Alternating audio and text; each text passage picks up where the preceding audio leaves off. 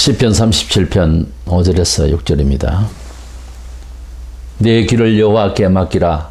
그를 의지하면 그가 이루시고 내 의를 빛같이 나타냈으며 내 공의를 정의 빛같이 하시리로다.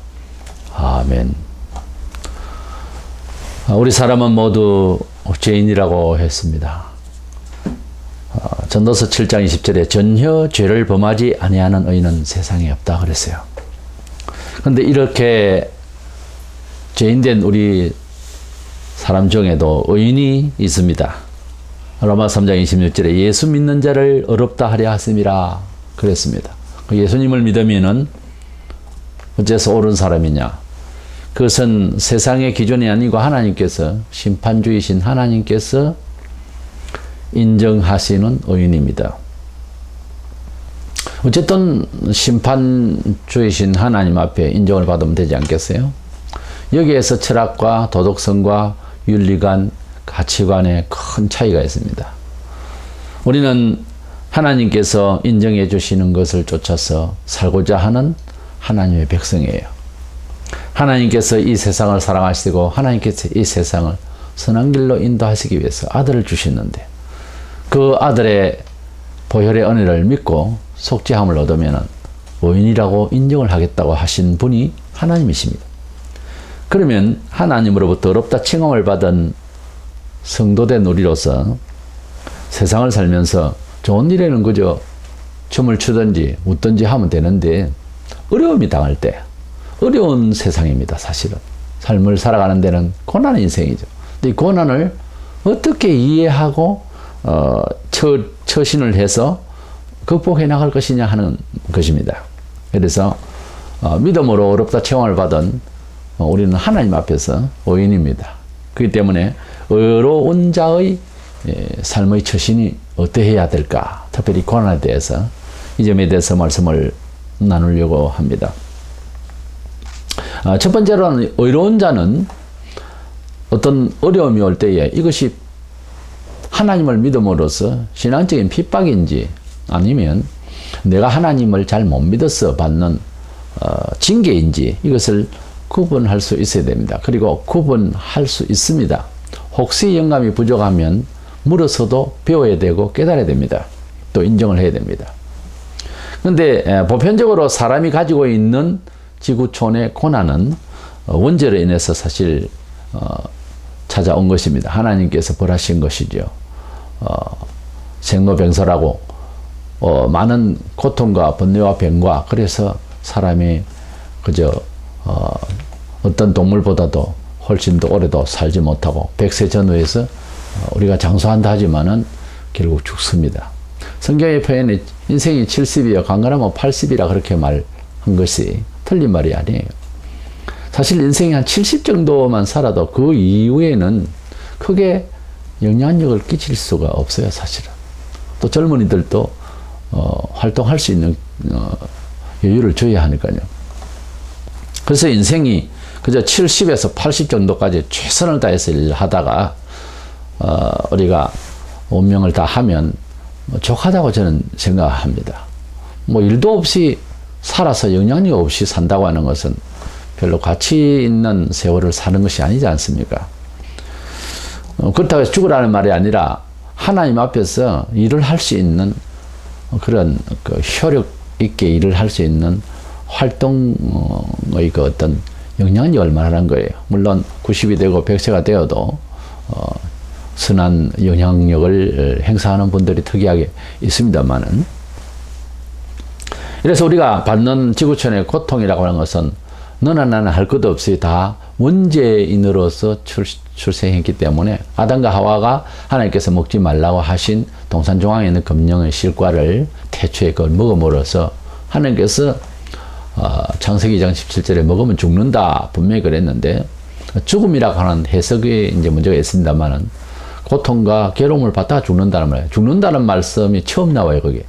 그렇다면 사람을 처음에 지으실 때에 영원히 죽지 아니하시는 신이 되신 하나님께서 사람을 지으셨으니까 영원히 살게 되는 존재로 만드셨을 거예요. 하나님 작품은 하나님 성질을 닮아야 하니까요.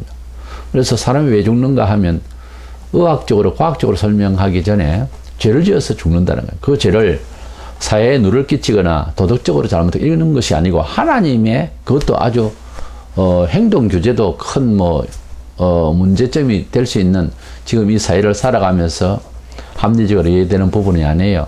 많은 과실 중에서 동산 중앙에 있는 실과를 먹지 말라 그런 정도였습니다. 말을 듣는지 시험해봤죠.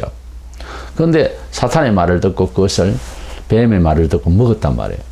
이게 하나님 말씀보다 뱀의 말, 사탄의 말, 세속주의의 말을 들었다 이 말 아닙니까? 이래서 하나님께서 벌하시겠다고 하는 대로 비록 아담이 934를 살았지만은 결국 죽는 사람이 되었다라고 하는 것이죠. 처음에는 사회적으로 부딪히는 일도 없고 고생도 없이 그렇게 살 수 있는 좋은 환경, 깔끔하고 깨끗한 태초의 에덴 동산에서 그래서 살았기 때문에 그랬는지 모르지만 거의 1000년을 살았죠. 우리가 공해로 인해서 병고와 그리고 고충과 여러 가지 스트레스와 그래서 장수하지 못하는 그런 세월이 사실은 되었습니다.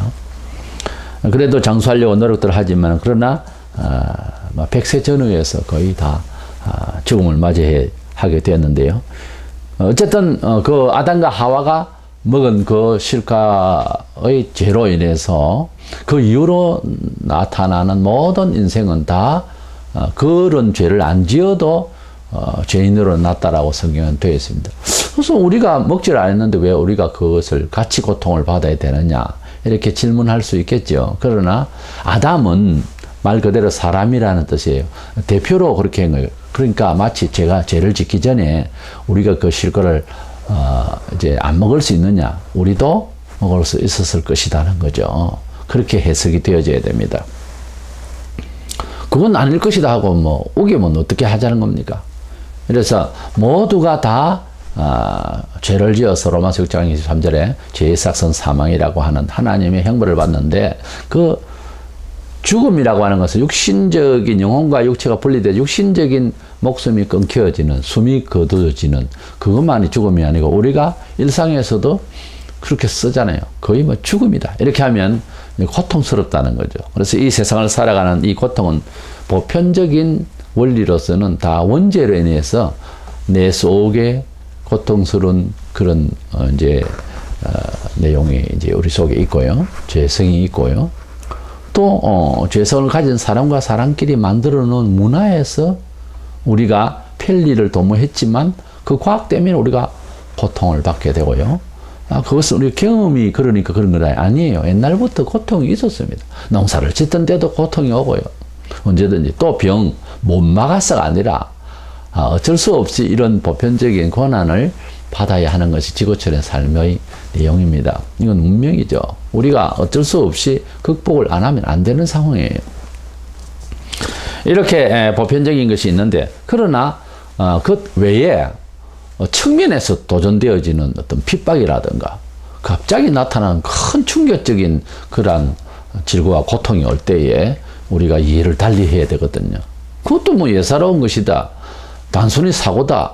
단순히 아픔이다. 이렇게 생각하면 안 됩니다. 일상에서 제가 먼저 말씀드린 대로 지구촌의 삶의 고난과 어려움들 이것은 원죄로 인해서 다 받은 징벌이지만은 그러나 개인적으로들 혹은 공동체가 큰 충격적인 어려움이 올 때에는 생각을 좀 달리 해야 되는 거예요.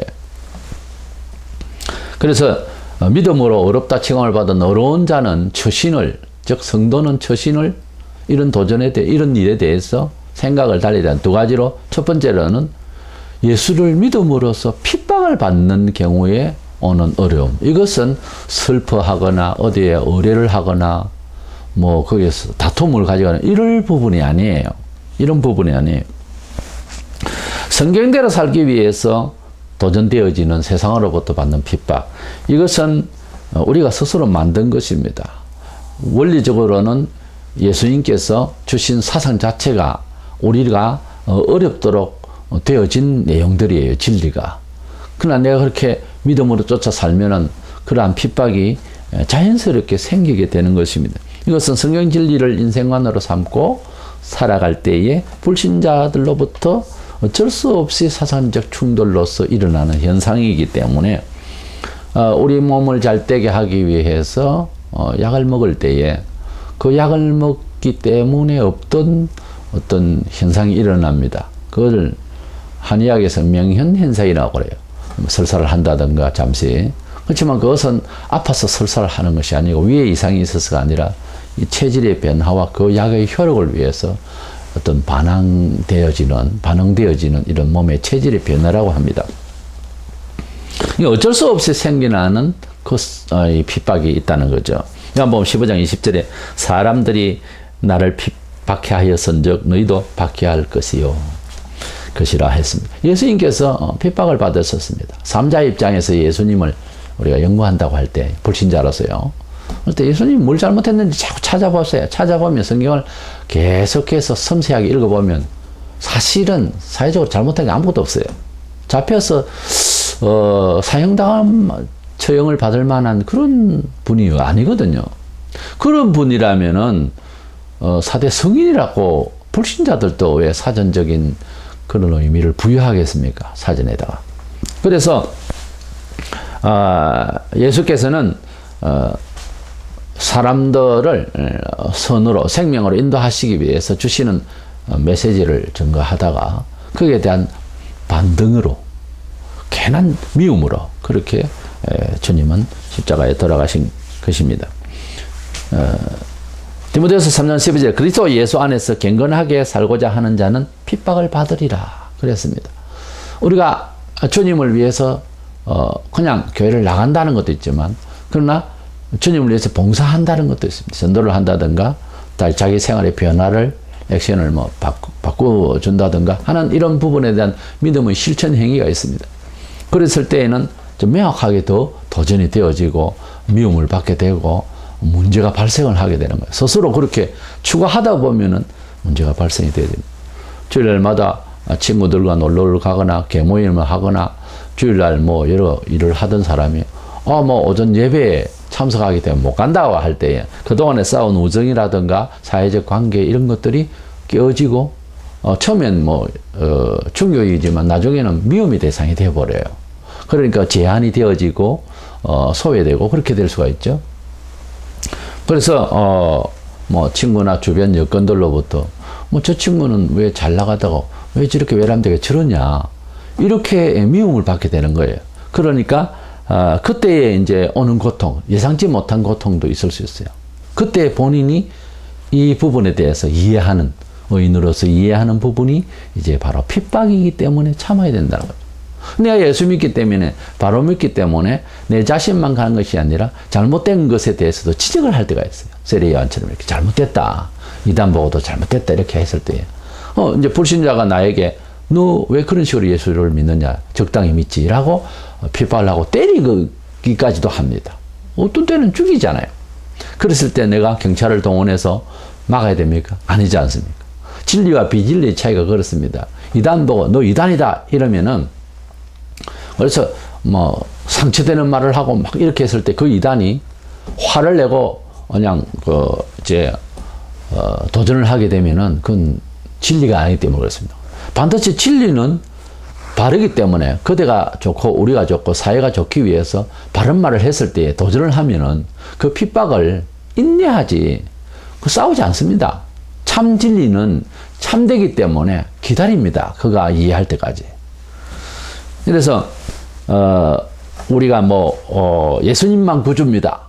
종교 사회에 이제 하도 복잡하죠. 우리나라는 3대 종교가 뭐 이렇게 있으니까요. 정신문화에. 그래서 정치하는 사람들도 어렵습니다.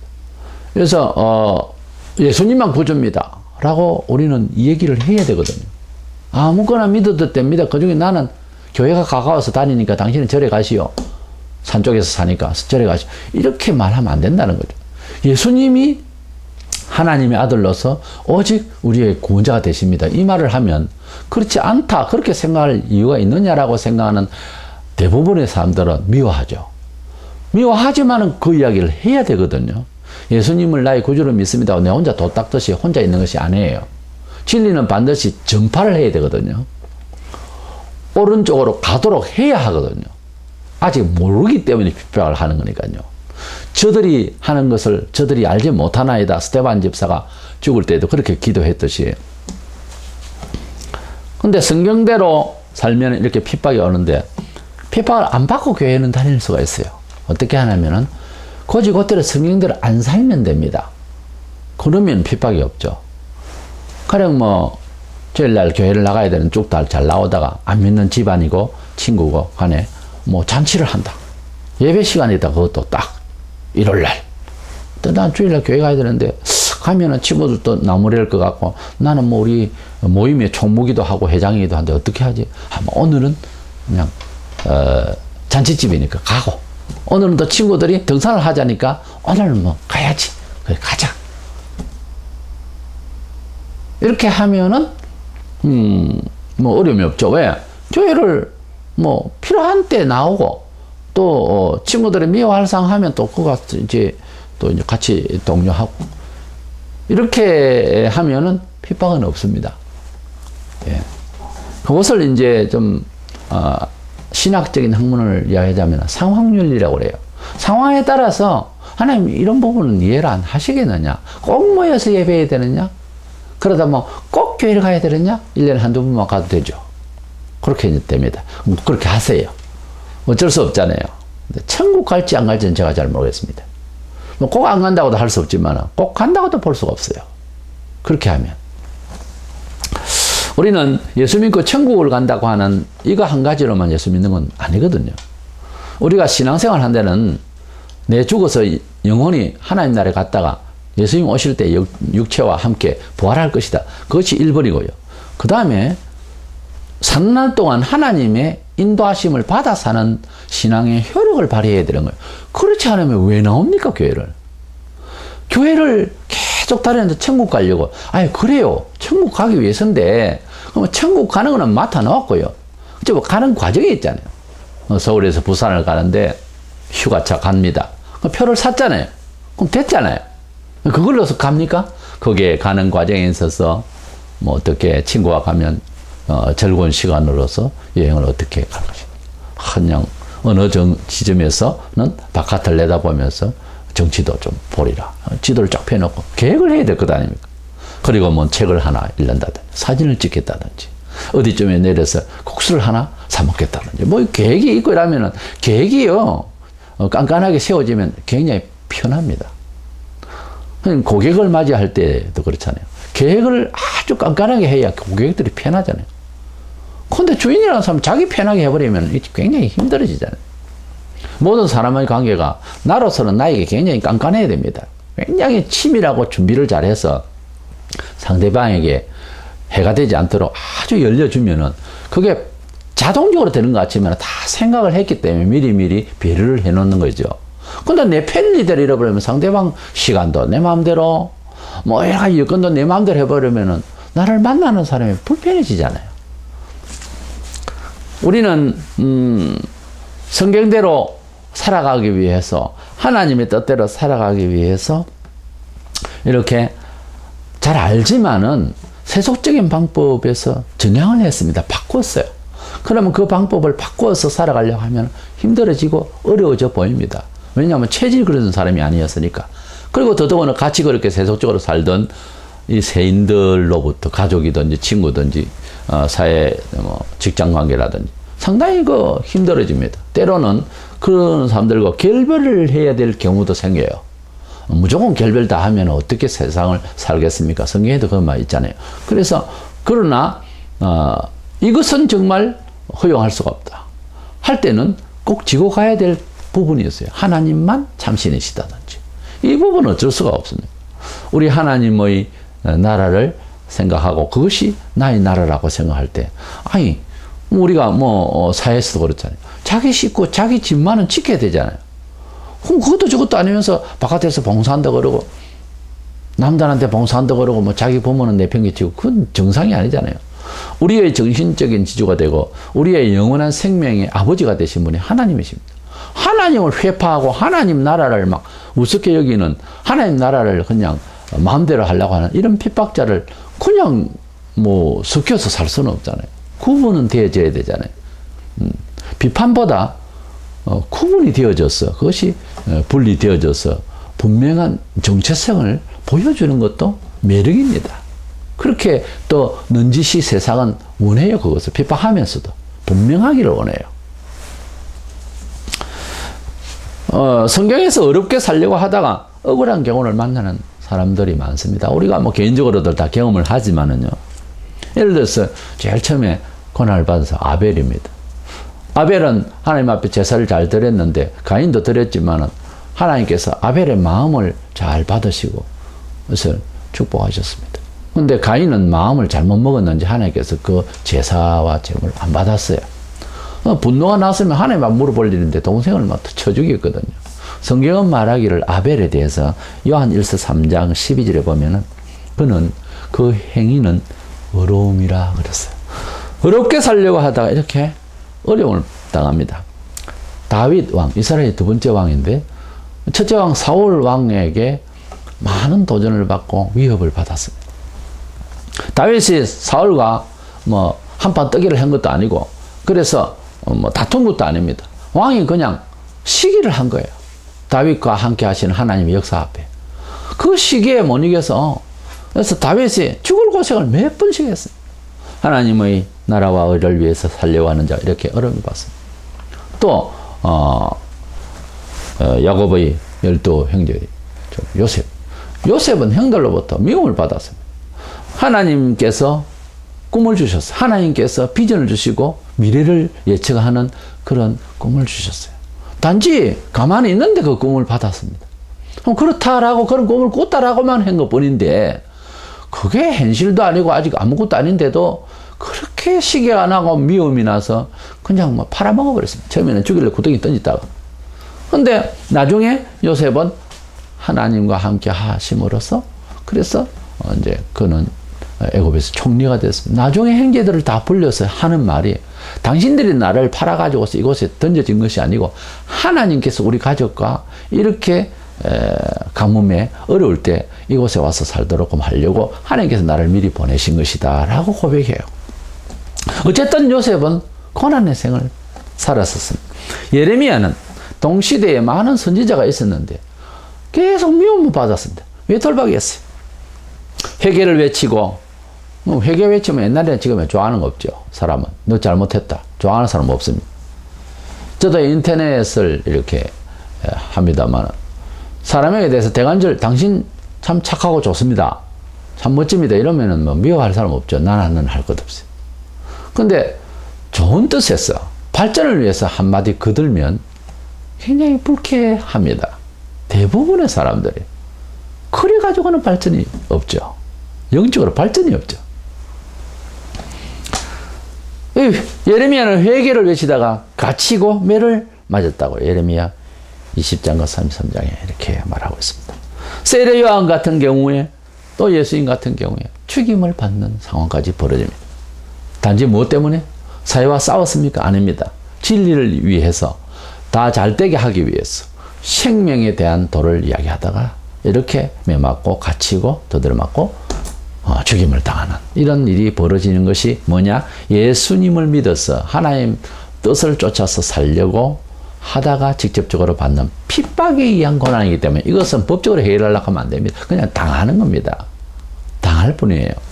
두 번째로 어려운 자 하나님의 백성으로서 받는 고난 중에서 징계가 있습니다. 이것은 성도라도 죄를 지어서 하나님의 벌을 받는 경우입니다. 이것도 고난이 십자가다. 그거 십자가 아닙니다. 그거는 징벌이에요. 예수님을 믿으면 무슨 죄를 지어도 무방한 것처럼 양심을 속이는 이단들의 말들도 있습니다. 아주 그건 사기입니다.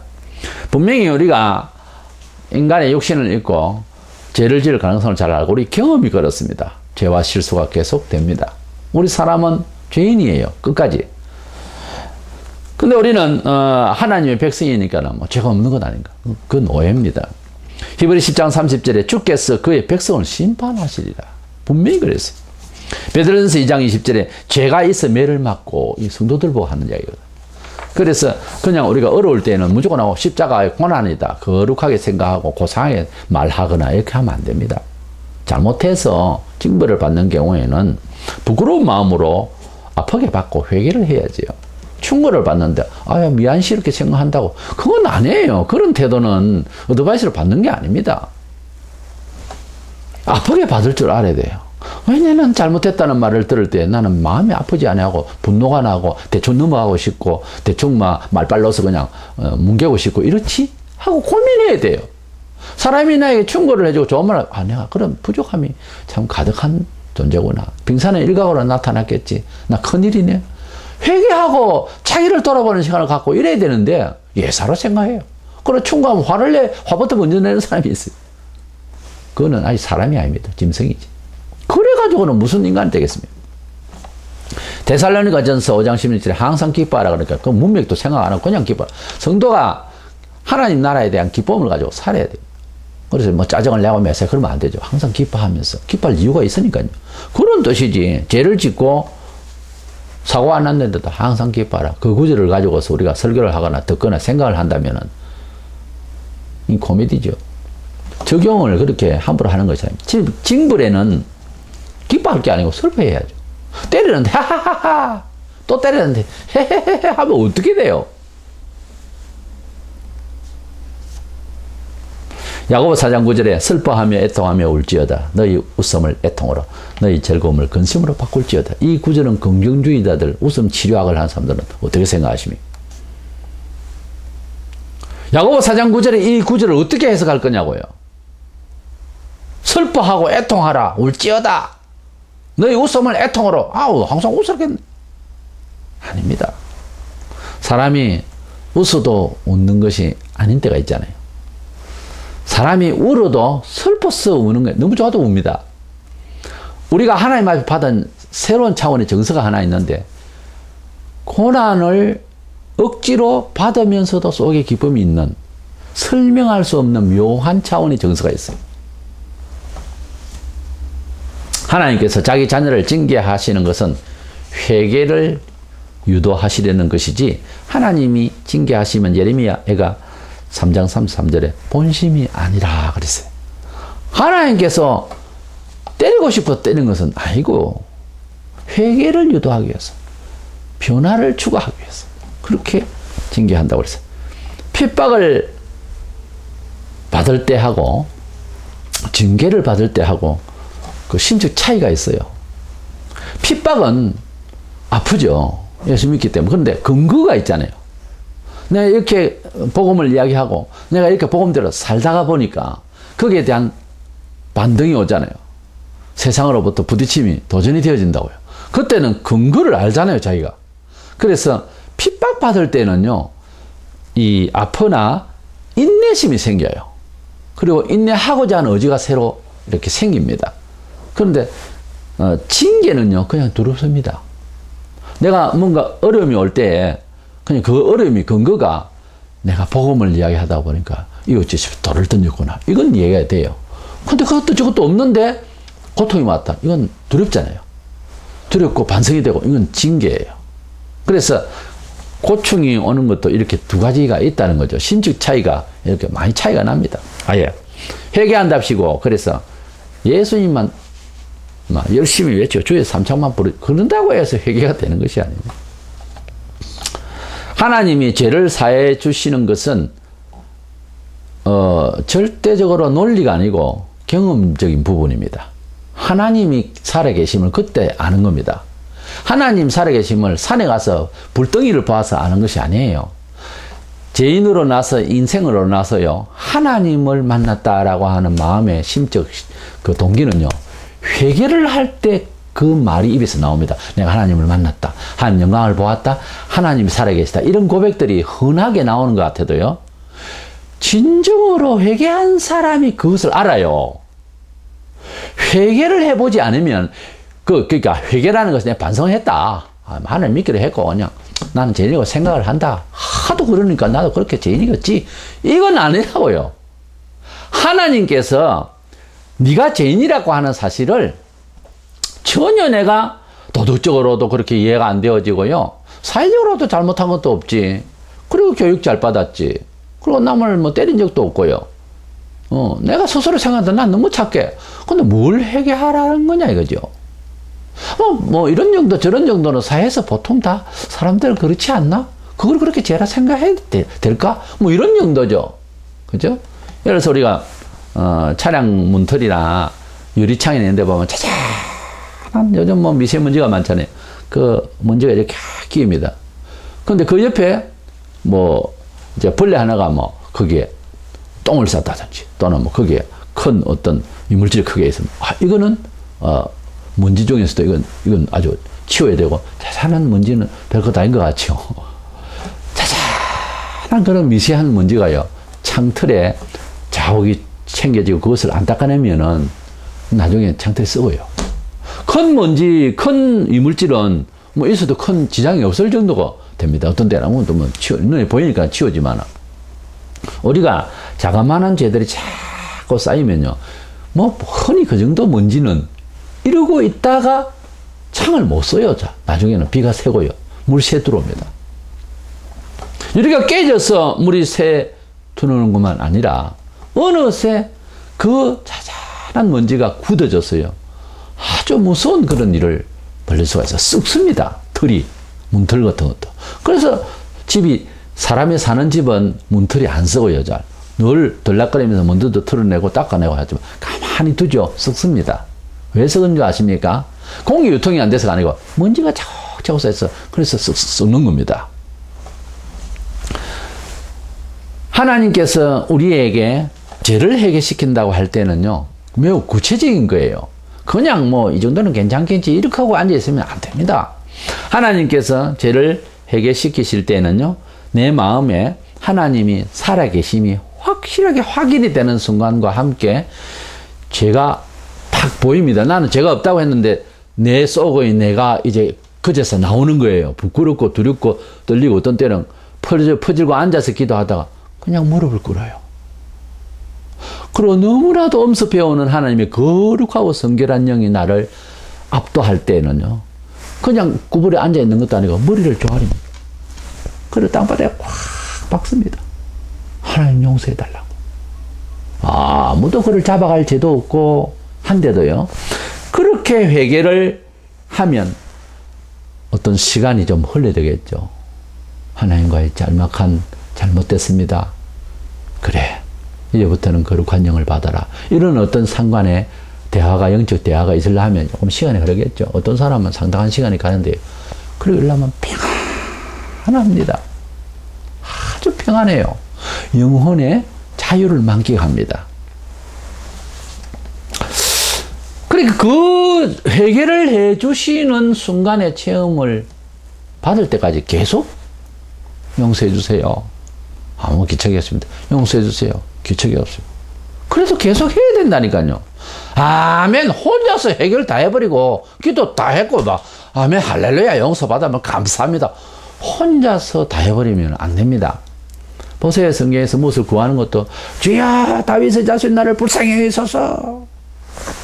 그 명인이 그렇게 길가에서 부르짖습니다. 그럼 예수님께서 얼른 그래 무엇을 도와줄까 이렇게 하면 되실 건데 또 뭐 그냥 쑥 지나갔습니다. 제자들은 시끄럽다 그러고 뭐 이러니까 근데 감을 지르면서 왜 지나가 버리면 안 되니까 거리감이 없으니까 명인은 더 큰 소리를 질러야 되지 않겠어요. 그래서 막 부르짖습니다. 보세요. 또 어떤 한의진 가부가 뭐 사회 여건도 그렇고 이제 문제의 해결을 위해서 하나님도 안 믿고 사람 무시하는 재판관에 찾아가서 매일 주야로 찾아갔지 않습니까? 그와 같이 우리가 기도하면 응답한다. 이것은 설정이에요. 약속이단 말이에요. 언약이고. 근데 그것이 사실화 되려면은 시간이 들어가죠? 무엇을 구하는 것도 마찬가지인 것 같이 회개도 마찬가지예요. 회개는 왜 간단하게 합니까? 예수님 우리 죄를 위해 돌아가셨다. 그렇죠. 우리가 회개하면 용서받는다. 그렇죠. 원리일 뿐이지 너가 그렇게 감당이 됐느냐는 것은 다른 문제거든요. 그런데 병원에 가가지고서 보니까 암입니다. 아 그렇습니까? 또 돌아갔습니다. 다른 병원 갔습니다. 아 암입니다. 아 그렇습니까? 그랬어요. 치료를 해야 될 것 아니에요. 진찰만 계속 받고 그래서 치료하면은 지금 조기 발견이라서 다행입니다. 아 그래요. 집으로 돌아갑니다. 병원 안 갑니까? 치료를 해야 될 것 아닙니까? 병원 가면 의사가 초기 이제 발생이라지 이게 좀 나을 수 있다. 좋은 이야기다 이거야. 불행중 다행으로. 그럼 이제 병원 가면은 치료하면은 이제 한 달 정도 누워 있다가 일어나면 뭐 깔끔하게 이제 건강하게 될 것이다. 이건 원리고요. 그런 설정이란 말이에요. 근데 병원에 들어눕지도 않아. 수술하면 아프죠? 또 회복 기간도 있고. 똑같아요.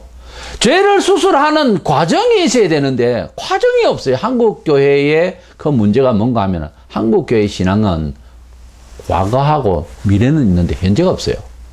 예수님께서 다 말은 했다. 용서해 준다는 것을 말씀했다. 아멘. 천국 가겠지. 용서 다 받았지. 잘 되겠거니. 근데 지금 내 마음의 양심과 이것을 받아들일 수 있는 그릇이 되어 있느냐에 대해서는 생각을 안 하는 거예요. 하나님께서 아들 예수 그리스도를 우리를 위해서 돌아가시게 하셨다. 아멘. 아멘 했으면 그것을 그 언약을 믿고자 하는 아멘인지 생각지 않은 원죄에 대한 도덕성까지 일어나면서 나는 죄인이 맞구나 하는 것을 깨우치는 순간이 필요한데 그래서 우리가 하나님 앞에서 평안해질 때까지 그러니까 속죄해서 용서 받을 때까지 우리가 계속 기도를 해야 됩니다. 차량을 몰다 보면 좀 급하게 가다 보면은 스티커도 물고 그러죠. 그럼 스티커를 쥐고 있으면 저 같은 경우에도 그럼 계속 짓눌립니다. 얼마짜리라도 내버려야 속에서 그래요. 해결을 해버려야지. 그놈을 쥐고 앉아가지고서 계속 죄인 된 거야. 줘버리면 끝났잖아요. 그래서 성격 문제겠지만 그런 그와 같이 내가 무엇을 잘못했는데 계속 피하고 괜찮겠거니 하고 이래가지고는 안 되거든요. 일단 범죄자들이 도망가다가 나중에 잘못 발을 헛디뎌가지고 뭐 고청에서 떨어져 죽는 경우도 있어요. 도망가다가. 그러니까 하나님 앞에서 잘못된 것을 피한다고 아담과 하와가 나무 뒤에 숨었듯이 피한다고 될 일은 아니지. 해결을 해야 될 것 아닙니까? 근데 해결은 뭐예요? 당사자끼리 만나서 주거니 받거니 그래 해결이 완전하게 돼야 마음이 편안하잖아요. 똑같습니다. 죄 회개도 마치 우리가 무슨 반성을 한다고 할 때에 그 반성의 효과적인 축복까지 이렇게 받아야 되는 거거든요. 상대방으로부터 좋은 소리를 그래 네가 어디 나빠서 그랬겠느냐 뭐 그렇다고 해서 그렇게까지 울고불고 할 건 없다. 내 용서한다. 이렇게 하면 참 축복의 말까지 받는 거지 않습니까? 큰 무슨 잘못이라도 사람마다 상대 따라 다르겠지만 스가랴 에스라 10장 13절에 보면 크게 범죄하여선저 하루 이틀에 할 일이 아니오니 그렇게 말하고 있어요. 느헤미야 9장 3절에 보면 나 4분의 1은 죄를 자복하며 나 4분의 1을 죄를 자복한 죄를 뭐 3분이 뭡니까? 1분도 죄를 자복도 안 하고 용서 다 받은 걸로 그래가지고 이제 뭐 분위기 띄우는 찬양대들이 막 찬양 다 해버리고 다 용서 다 받은 것처럼 이렇게 아멘 할렐루야 기분 좋다 하나님 다 책임지셨다. 그건 당신은 혼자 생각해요. 또 돌아가면 또 안 돼요. 일이. 왜 그럴까요? 이 죄가 해결이 안 돼서 그래요. 나 4분의 1을 회개한다. 이 보통 회개가 안 하잖아요. 제대로 회개를 안 하면은 그 죄를 거듭지을 수 있는 가능성을 늘 안고 있습니다.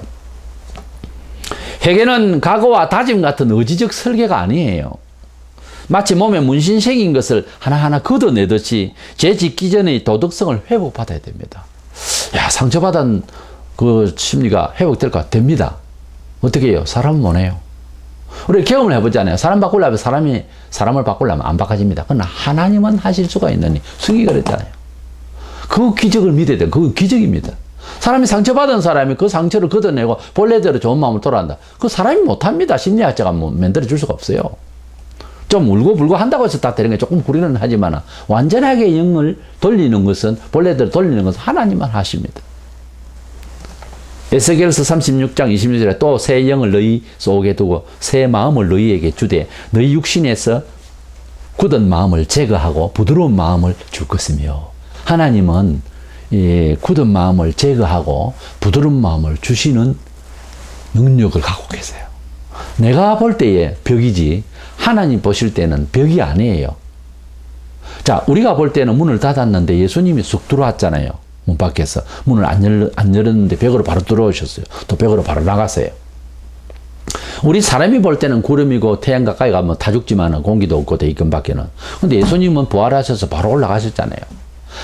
우리가 볼 때는 이건 벽이다. 우리가 볼 때는 이건 사람도 아니다. 우리가 볼 때는 이건 강도다. 이런데 하나님은 한 강도를 구원시켜요. 하나님의 기적은 있다라고 하는 것까지도 안 믿으려고 하면 안 된다고 말해요. 하나님께서는 하실 수가 있다. 이것까지는 믿고 있어야 되는 거예요. 간절히 구하고 기도하고 기다릴 뿐이죠. 그 이상은 못하지만 하나님은 하실 수가 있다. 이거는 믿어야 될 것 아닙니까? 그것까지도 안 믿으려고 그래. 목회를 하다가 전도를 하다가 위하여 기도하다가 안 되니까 안 되는 것 같다. 저 사람은 못 돌아오는 것 같다. 저거는 마귀 새끼다 저거는. 이렇게 해버리면 또 안 되죠. 돌아오도록 하나님이 손을 대달라고, 하나님이 창조해달라고, 새 창조를 이렇게 부탁하는 수밖에 없어요. 본래 우리는 스스로 할 수가 없는 거예요. 어떤 죄는 사하심을 받아도요, 죄벌을 받아야 할 경우가 있어요. 적절히 받아야 돼요. 다윗이 죄를 범했습니다. 금식을 했습니다. 용서해달라고. 그러나 결국은 금식해도 용서 안 해줬습니다. 사무엘상 12장 16절, 19절. 그리고 또 죄를 지었는데 하나님께서 벌하겠다고 했어요. 걱정입니다. 벌은 받아야 되겠고, 뭐 잘못한 게 뚜렷하니까 하나님께서 세 가지 선택, 치사 선택까지 다 했습니다. 분명히 하나는 선택해라. 이렇게 죄를 지어도 사함받지만은, 그러나 죄에 대한 형벌에 대해서 하나님 그래도 많이 약하게 하지만 이 벌을, 징책을 받아야 돼요. 어떤 거는 원죄로 인해서 지옥을 갈 수밖에 없는 우리는 예수 그리스도 안에서 이제 구원을 받았습니다. 그걸 매일 와가지고 용서해달라고 할 일은 없죠. 한번 믿었으면 됐지. 그걸 또 자꾸 믿는다고 할 건 없고요. 이제 감사할 일은 있지만, 그러나 일상에 있어서 이제 예수 믿고 난 뒤의 이야기입니다. 범죄를 저지를 때, 실수를 할 때, 죄를 지었을 때에 이 회개를 하고 용서를 또 받아야 돼요. 근데 용서를 받은 어떤 것은 그 용서가 구체적으로 징벌을 또 받아줘야 하는 경우가 있다니까요. 징책을 받아야 되는데, 적절한. 내가 잘못됐으면 사회에서도 이랬을 때, 그럼 그건 크게 통회하고 잘못됐으니까 징역 1년 살고 160시간 봉사시간 가지고 이런 거 있잖아요. 가령 남에게 해를 끼쳤습니다. 예수 믿기 전이나 후에나 마찬가지입니다.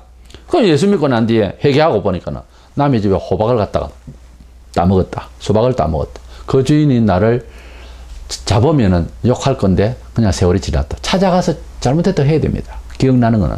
기억 안 나면 어떡겠어요? 멍청하게. 내가 기억이 안 나는데. 그렇지만 기억나는 거는 갚으러 가야 됩니다. 은행에 돈을 훔쳤다. 하나님 아버지 잘못했으면 용서해 주시오. 끝난 겁니까? 갖다 줘야 되는 거예요. 그리고 그 사람이 나 때문에 흥분하고 괴로웠고 하는 부분에 대해서 또 도로 또 얼마 더 이렇게 갚아줘야 되고, 뺨을 치려고 하면 뺨도 맞아줘야 되고 해야 되는 거예요. 타인에게 손해를 끼친 것은 갚아줘야 됩니다. 사개오 갚으려고 했잖아요. 어떤 큰 죄는 공적으로 회개하고 공동체 생활 분야에서 죄 없던 때처럼 자기 행동을 할 수가 없습니다. 정서상 안 돼요, 그게. 예수 믿고 난 뒤에 죄입니다. 이런 적용은요, 예를 들어서 원죄를 먼저 지었던 여자를 목사를 시키지 마라. 이 성경이 그러고 있어요. 그 전의 일이지만은 목사 이래 하다가 원죄 때문에 하지만 이 말이 아니고, 원죄를 하와가 먼저 지었기 때문에 교회 리더로는 세우자 말라는 말을 하고 있다고 성경에 꼬집고 있다고요. 그러니까 이 덕행이라는 게 얼마나 중요하니, 공동체 사회에서. 예수 믿는 자로서요, 교회 직분자는 세상에서 구설수에 오르는 사람이 안 되도록 그런 사람이 아닌 사람이 장로가 되고 집사가 되는 거였어요. 자, 그리고 예수 믿기 전에는 몰라도 예수 믿고 난 뒤에 큰 죄를 지었다. 공적으로 모든 사람에게 양심에 이런 충격을 주었고 큰 죄를 지었다. 그런데 회개를 했다. 회개를 했지만은 덕이 되지 못하기 때문에 정서상 죄 짓기 전과 같이 자기 행동을 하기에는 쉽지는 않습니다. 누가 하라 해도 그래도 자기네들도 못났지만은 구설수에 오른다고요. 그러니까 죄를 최고적으로 안 지어야 돼요. 그런데 죄를 지었을 때에 회개를 해야 되는데, 그 회개도 그냥 예수 이름만 3번, 4번 외친다고 되는 게 아니고 하나님이 용서를 해주는, 그런 해주시는 경험이 있어야 되는 거예요. 그건 신비주의 아니에요. 하나님 살아계십니다. 마치 문신이 되어 있는데 문신을 하나하나 찧어내고 치료를 해야 되는 거와 마찬가지인 거예요. 죄라고 하는 것은 여기에 들어붙어 있는 것을 빼내는 거예요. 가시를 빼내듯이. 그러면 두 번째로는 핍박을 받을 때에 이제 연결해서 말씀을 드리는데, 죄를 인해서 그런 모르지만 말씀을 통해서 진리 안에서 핍박을 받을 때 좀 집중적으로 생각을 간단하게 더 하고 싶은데요. 핍박을 받을 때에 의인의 처신은 어떻게 돼야 되느냐, 믿음의 의인의 처신이 어떻게 돼야 되느냐 하는 거예요. 믿음으로 살다 핍박을 받을 때 어떻게 처신하냐는 것은 상당히 이것은 교회 교육상 필요한 거예요. 원칙이 있는 겁니다. 본문 5절에 보면 네 길을 여호와께 맡기라. 그를 의지하면 그가 이루시고, 이 맡긴다는 히브리 갈랄이라는 말은 큰 바위를 이렇게 굴려서 옮긴다는 뜻이었어요. 옮긴다는 말이에요. 이게 나의 삶의 모든 짐을 하나님께로, 나의 삶의 내용을 하나님께로 옮기는 거예요. 우리 집에서 상당한 문제가 있는 짐을 옆집에 있는 하나님 집으로 이렇게 옮겨버린다는 거예요. 그래서 시편 55편 22절에 네 짐을 여호와께 맡기라 할 때 여호와께로 전부 옮겨버리라는 거예요.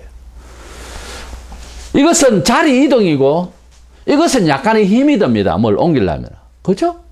간단하게 이렇게 혀로서 말하는 부분이 아니잖아요. 뭔가 마음씀이 대단한 그런 힘이 드는 거예요. 그 짐이 많을수록, 그 죄짐이 클수록 매우 힘들죠. 어떻게 그게 간단합니까? 하나님을 역사의 주관자로 알고 이렇게 내 문제를 의뢰하겠다고 하는 것이 신앙이고 기도죠. 본문 6절에 네 공의를 정오의 빛같이 하시리로다. 내가 주님 앞에 나의 모든 문제를 또는 믿음의 의로 살려고 하는데 핍박을 받는다라고 할 때에는 이 부분을 하나님께 아뢰면은 네 공의를, 네가 믿고 있는 바른, 너의 바른 상태를 확실하게 내가 증명해 줄게. 정오의 빛같이 하시리로다. 정오의 빛을 단어를 찾아보니까 복수형으로 되어 있어요. 이 복수형은 강조를 말하고 확실시할 때 하는 그런 어법입니다. 그래서 하나님 앞에 나의 고통당하는 어려움들, 그러니까 사울 왕에게 고통을 받는 다윗처럼 하나님께 의뢰했더니 하나님께서는 그 마음을 아시기 때문에 때가 되면은 정오의 빛 가장 강렬하게 빛난다 아닙니까?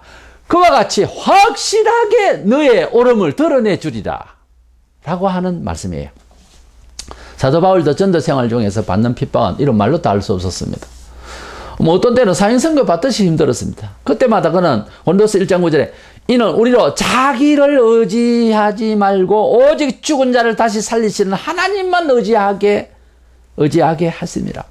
우리 스스로를 믿는다고 하는 범주는 내가 알고 있는 권세자도 있고 권력이 있는 세상의 사람들도 있지만, 내가 받는 고통, 십자가를 지고 말씀을 증거하고 말씀대로 살려고 하는 가운데서 여러 가지 고통을 받을 때에 이 고통과 도전하고 직접적으로 치고받고 하는 이런 상황이 벌어지는 이런 상황에서 경찰을 동원하고 내가 잘 알고 있는, 아니면 내 혈육의 권력을 가지고서 이걸 방지를 할 것이냐? 아니다 이 말이에요. 예수님을 믿기 전부터 세상의 권력을 가진 혈육과 기회를 가진 자라도 세상의 힘에 의존하지 않습니다. 예수님을 진정으로 나의 구원자로, 나의 반석으로 삼는 자는 절대로 세상을 살아갈 때에 예수 믿기 전부터 가지고 있는, 현재도 가지고 있는 세상 권력에 의존하지 않습니다. 세상 법에 이해시켜주는 것도 마다합니다. 고린도서 6장 1절 이하에. 우리가 하나님을 만났을 때는 모든 세상을 심판하신 하나님의 자녀가 된 이런 명예로움을 지키기 위해서, 단지 그것은 자존심 문제가 아니에요. 자존심도 있어요. 자존심 문제만 아니라 그 권력과 실질적으로 역사하시는 하나님의 손을 믿습니다. 그런데 오늘날 교회당에 경찰이 동원되는 형국이 심심찮게 벌어지고 있습니다. 믿음이 없으면은요, 잠언서 28장 1절에 악인은 쫓아오는 자가 없어도 도망한다고 했습니다.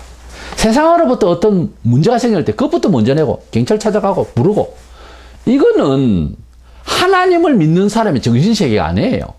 하나님을 정말 믿고 있고 내 의가 공이라면은 어떤 식의 도전이라도 우선 하나님께 물어봅니다. 근데 그것이 안 되면은 이건 불신세계예요. 정확하게 말해서 오늘날 교회 사회에 얼마나 신앙세계라는 사람이 처신은 불신세계를 하는지. 오늘 제목이 뭡니까? 의인의 처신입니다. 어려운 자의 처신이 안 맞다 이 말이에요. 원리가 안 맞는 이야기예요. 논리적으로 하나님을 설명을 할 수 없는 지경에 있다고요, 지금 교회가. 참된 하나님의 백성이라고 하는 흔적이 있고 자기 자신을 그렇게 분명하게 생각하고 일상을 사는 존재라면요, 어떤 일이 부딪힐 때 하나님께서 모든 악한 일에서 건져 주시리라고 믿고 기도하게 돼 있어요. 시편 56편 4절, 디모데후서 1장 7절, 4장 18절, 히브리 13장 6절. 하나님 앞에 문제를 가져가지 이건 세상의 권력이 안 갑니다. 내 어떤 질고를 세상 병원에 가서 의뢰하기 전에 하나님께 물어보는 거예요. 우선 잠언 3장 6절에 너는 범사가 뭡니까? 모든 일 범사의 그를 인정하라. 그리하면 네 길을 지도하시리라. 유럽과 서구 교회의 몰락의 원인이 뭐라고 생각하십니까? 우리가 다 살펴보건대 인간의 힘을 믿고 온갖 심리학과 철학 이런 걸 가지고 설교하고 교육하고 사람을 위로한답시고 하다가 다 망가져 버렸어요. 그 길을 지금 우리 한국교회 가고 있다고요. 큰 거 좋아하는 한국교회. 그래서 그냥 숫자 부엉주의로 건물주의로 가다가 지금 다 망했어요. 지금 뭐 거의 다 망했는데 그것도 모르고 앉아가지고 또 큰 예배당 기어 있어 또 잘하는 것처럼 하려고. 이건 무지한 짓입니다. 교회의 본질이 아닙니다. 그게 지금 사업이지. 핍박과 괴로운 일이 찾아올 때에 죄로 인한 것이면 회개를 해야 되겠고요. 신앙으로 인한 것이면 하나님께 짐을 맡겨서 잘 굴려서 나의 짐을, 이 무거운 돌덩어리 같은 짐을 잘 굴려서 하나님께 잘 드리면 될 일을, 그걸 포크레인 부르고 그걸 세상 사람들의 권력을 불러가지고 내 집 앞에 있는 이 짐덩어리를 좀 치워다오 이러고 있으니 이게 신앙인의 처세냐 이 말이에요. 아무쪼록 우리는 세상 죄인 중에서 심판주이신 하나님께서 우리를 어렵다 하셨어요. 우리는 사람이 다른 사람들이 되어버렸습니다. 의인이라고. 부끄럽고 죄송하고 언제나 죄인인 줄 잘 알지만 하나님은 우리를 어렵다 칭해 주셨어요. 황송하게도. 그러면 이 어려운 자라고 하는 신분, 하나님의 백성이라고 하는 신분, 이 채통이 있어야 될 거 아닙니까? 신분 따라 처신이 다릅니다, 원래. 옷도 정장을 입고 반듯하게 가지고 운전을 할 때는 욕을 함부로 못 합니다. 입에서 욕 나오는 사람도. 근데 옷을 그냥 아무렇게나 입고 일복을 입고 차를 운전하고 가면 거짓말을 해도 되는가 하는 이상한 그런 옷에 따라서 사람이 그렇게 바뀔 수도 있어요. 그렇잖아요. 우리가 하나님의 백성이라고 하는 옷을 입었습니다. 그러면 채통이 있고 처신이 달라야 되잖아요. 대통령의 처신이 다르고요, 백성의 처신이 다를 수 있습니다. 달라야 되고. 어려운 자의 처신 꼭 기억하시기 바랍니다. 내가 고난을 받을 때에 보편적인 이 지구촌의 고난이지만 예수 믿어서 핍박받는 것과 내가 잘못해서 징계를 받는 것을 잘 구분해서 말을 하고 생각을 하고 대처를 잘 하시기 바랍니다. 두 가지 다 결국은 하나님 앞에 물어보고 하나님 앞에 무릎을 꿇고 해결하려고 하는 것이 첫째 해야 될 처신입니다. 이 점이 작용이 안 되고 이 점을 심각하게 생각하지 않는다면 상당히 우리는 하나님의 자녀라는 입장 정리가 굉장히 멀리 와 있고 뭔가가 하나님과 동떨어져 있는 상태라고 하는 사실을 두려워해야 됩니다. 아무쪼록 어려운 자의 처신을 잘 행해서 하나님과 함께하는 복을 받는 저와 여러분 되시기를 축원합니다.